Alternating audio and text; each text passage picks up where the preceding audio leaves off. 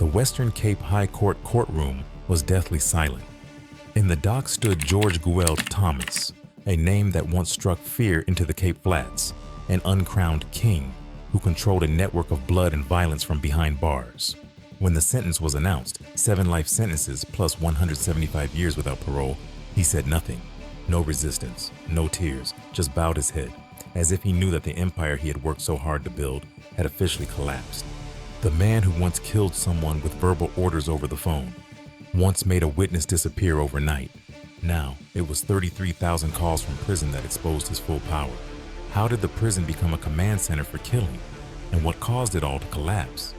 Watch until the end to find out why the prison king finally bowed his head to justice. George Gueld Thomas was born and raised in Bishop Lavis, a poor residential area in the Cape Flats that has long been controlled by gangs as a war zone. The name Gueld means violence in Afrikaans. And for George, it was more than a nickname, it was a character forged from a young age. Growing up in an environment filled with crime, drugs, and daily gunfights, George quickly learned to survive through brute force. Those who knew him described him as a quiet teenager, but extremely stubborn and powerful in the eyes of others. From a young age, George began to interact with the 28's gang, one of the 3 largest criminal groups in the South African prison system, alongside the 26's and 27's. Instead of just being a mercenary like everyone else, George quickly revealed his leadership qualities: cold, quick to make decisions, and ready to eliminate anyone who got in his way. In the eyes of many, George is not the casual gangster type, but a calculating, organized, and determined person with the goal of control. He refused to stand behind. He had to be the one to make the law. George Gueld. Thomas began his criminal career at an early age with a history of multiple incarcerations for acts involving violence and organized crime. During his early years in Pollsmoor Prison, one of South Africa's most notorious prisons, George joined the 28's gang, one of 3 criminal groups that formed the bloody power structure within the South African prison system, including the 26's, 27's, and 28's. In this system, 28's is the group responsible for carrying out violence, killing, and handling internal discipline. George quickly demonstrates ruthlessness and the ability to manipulate others, gradually climbing to the position of leader in the camp. He is believed to have personally ordered or participated in many bloody attacks to eliminate rivals and consolidate his position of power. Even while still incarcerated, George began to form a network of loyalties both inside and outside prison. Through phone calls, secret letters, and released henchmen, he maintained influence in the outside community. When he was released, George did not reform as the system expected. On the contrary, he quickly connected with drug trafficking networks in the Cape Flats, began to rebuild influence through protection rackets, territory control, and competition for drug supplies. He became an important link in the crime chain that spread throughout the area, both a backyard boss in prison and a real boss in society. Despite his lengthy incarceration, George Gueld Thomas maintained complete control over the 28's gang's operations, from inside prison to the residential areas of Cape Town. He never left bars to run the operation. Instead, more than 33,000 phone calls were made from smuggled mobile devices, which became the neural network of his entire criminal empire. Through a network of loyal representatives, including fellow inmates, high-ranking gang members, and released cronies, George ordered punishment, organized payoffs, and controlled profits from drugs, extortion, and contract killings. Some of the killings were carried out just hours after George called from prison. Notably, his power did not exist only in the shadows. Prosecutors and police investigators later confirmed that George's system penetrated deeply into social life, including local councils, security forces, and some community organizations were manipulated or threatened into cooperating. The Cape Flats, home to settlements such as Bishop Lavis, Manenberg, Lavender Hill, became a lawless territory, where people live in fear, and the name Gueld is mentioned as a symbol of inviolability. In the eyes of other gangs, George is a dangerous opponent, a leader who is both cunning and brutal, capable of destroying anyone who dares to challenge him. Besides drugs, activities such as arms smuggling, protection rackets, and internal violence help George consolidate his position. It's all done through the 28's strict hierarchical structure, with George sitting at the top of the pyramid. He was both a commanding officer and a symbol of power in Cape Town's organized crime world. George Gueld Thomas was more than just a criminal leader. He embodied an organized crime system of a sophistication and brutality rarely seen in South Africa. Under his direction, the 28th gang not only controlled the drug supply, but also carried out a series of contract killings, witness intimidation, armed protection, and internal purges.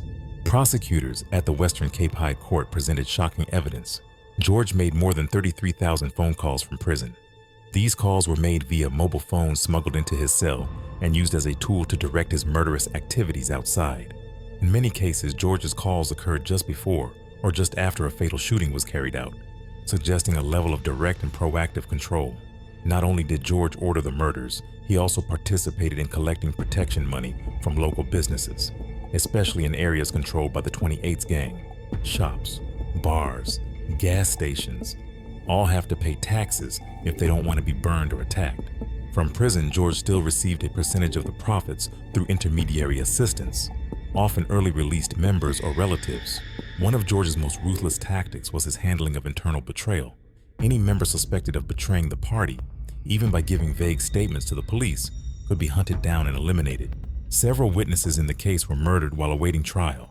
In fact, 6 people who were preparing to testify against him were killed before the trial even began, a figure that illustrates the level of terror George wielded. He also controlled the network that recruited new members for 28s. Through phone calls, George dictated who was recruited, who needed to be tested by blood, and who was not loyal enough to survive. Recruitment was carried out in areas such as Manenberg, Hanover Park, Lavender Hill, where unemployment and crime rates were high, creating ideal conditions for spreading influence. The court heard that George's level of activity was unprecedented. A man in custody could still operate a killing machine.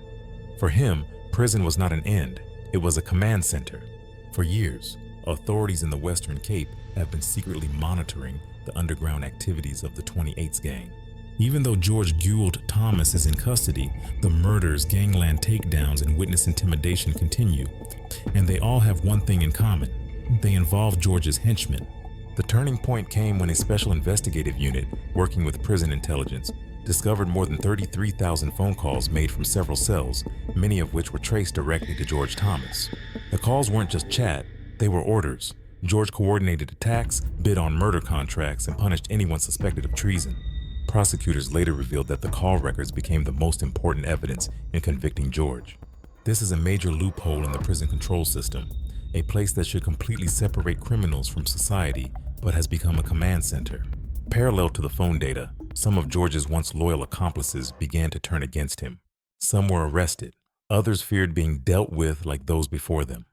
Their testimonies painted a detailed picture of the operations, command structure, and financial scale of George's empire.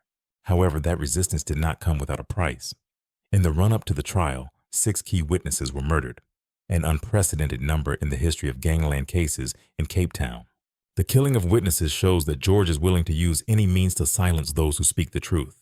But it was these deaths that the public, the media, and the legal system could no longer ignore. The game had turned, and George was starting to lose control. Although George Gould Thomas was in prison for many years, it was not until 2011 that a new body of evidence, notably phone records from prison, has helped South African prosecutors formally put him on trial as a ringleader in an organized crime ring. The case quickly became one of the largest criminal investigations in Cape Town's history, spanning more than 3 years and involving hundreds of law enforcement officers. In 2014, George Thomas and 17 accomplices were formally charged in the Western Cape High Court. Most of the defendants were members or had direct connections to the 28th gang, having carried out orders from George to organize murders, extort money, and intimidate witnesses.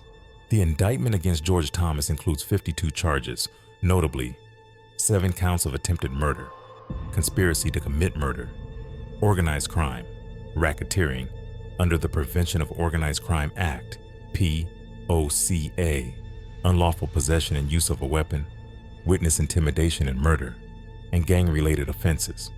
The court refused all bail applications for clear reasons. George was an extremely dangerous person, capable of manipulating witnesses, ordering further murders, and seriously influencing the course of justice. His imprisonment does not diminish his power, but on the contrary, shows how dangerous he is when running an entire criminal empire from within. The trial lasted for months with a huge amount of evidence presented. Thousands of phone call records, wiretaps, witness and former gang member testimonies, and multiple murders traced to George's direction. Remarkably, prosecutors, Advocate Willie Viljoen, Catherine Breitenbach and Christian de Jong, have persisted in pursuing the case for years, facing intense pressure from the gang system as well as fear of retaliation. Security presence was increased throughout the trial due to concerns about retaliation or assassination of witnesses and prosecutors. Though not yet over, the George Thomas case had become a national media sensation, not only because of its violence, but also because of its symbolism. A murder boss was brought to light, even though it seemed no one dared to touch him. The trial of George Gould. Thomas and his accomplices not only brought to a close a long string of crimes, but also marked a major turning point in the fight against organized crime in Cape Town. After many years of existing as an untouchable force, the 28's gang empire was fully exposed for the first time in court and to the public. With a sentence of 7 life sentences and an additional 175 years, George Thomas is officially out of the game. Court documents show he was not just an ordinary prisoner, but the coordination center of a years-long network of murder, protection rackets, and drug trafficking. All assets linked to criminal activity were frozen, including real estate, bank accounts, and protection money, showing the scale of the economy George operated from prison. The remaining 17 defendants were also given severe sentences, ranging from 12 to 25 years in prison, depending on their roles in the crimes. Only one of them was acquitted. Those who were once absolutely loyal to George now became living proof of the collapse of the empire he built with violence and blood. At the same time, the case caused a media stir. A series of articles, reports, and special news on major channels such as IOL, News 24, ENCA, SABC News called it the biggest trial against gang crime in Cape Town. Public opinion saw this as a symbolic victory.